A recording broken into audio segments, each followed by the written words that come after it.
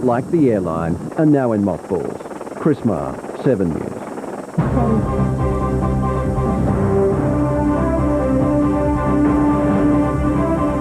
State Transit bus drivers to strike from midnight.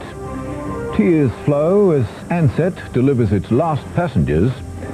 More Americans killed in a battle with the remnants of the Taliban. Almost unrestrained emotion for thousands of Ansett staff as some cried and others drowned their sorrows. When the last flight touched down in Sydney this morning, Ansett passed into aviation history. After all the false starts and the shattered hopes, the end at last. A watery Sydney welcome for the last Ansett flight.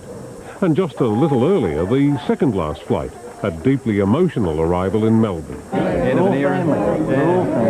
Draped in the Ansett flag, Captain Michael McCall was in tears, and he wasn't alone. For many of these people, a working lifetime was suddenly over.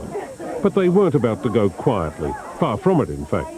At airport lounges around Australia last night, they kicked up their heels, celebrating Ansett's 66 years of life, rather than its death. At Sydney Airport, no one wanted to say goodbye, although everyone did. They followed this plane onto the runway.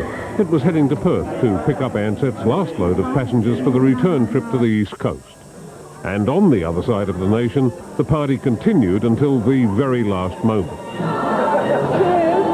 We hope that you have a very, very pleasant journey and that you share all of our wonderful memories. To the strains of the last post, they folded the company flag and then filed on board for the airline's last few hours in Australian skies. Waved away by hundreds of airline staff and passengers lining the tarmac as Flight 152 taxied out. On board, it was at first subdued. Once we finish in Sydney, that's it for most of us. Our careers are over. They're ended. It was a dry flight, the cabin crew handing out water as the Airbus crossed the continent. The cutbacks designed to save Ansett continuing to the end and achieved nothing. But as the plane approached Sydney, the emotions overflowed.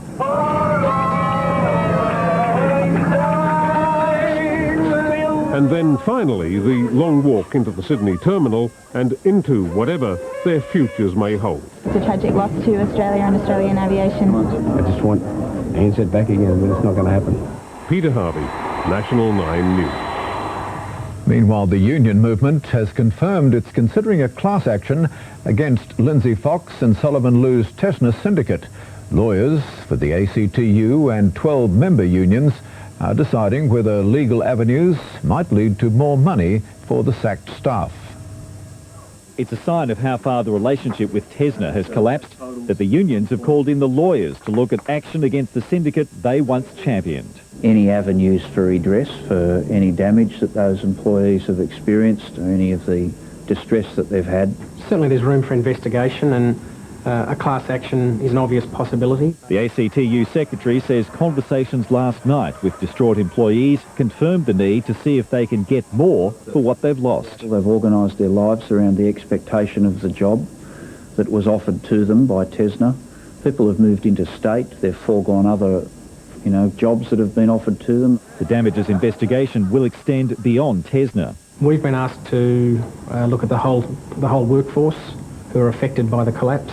There's already court action underway which will decide if up to $100 million of employee entitlements will have to be redirected into their superannuation. The airline's administrators have been behind closed doors today as they begin the great Ansett fire sale. The first major assets likely to be offloaded as early as tomorrow are the regional subsidiary airlines.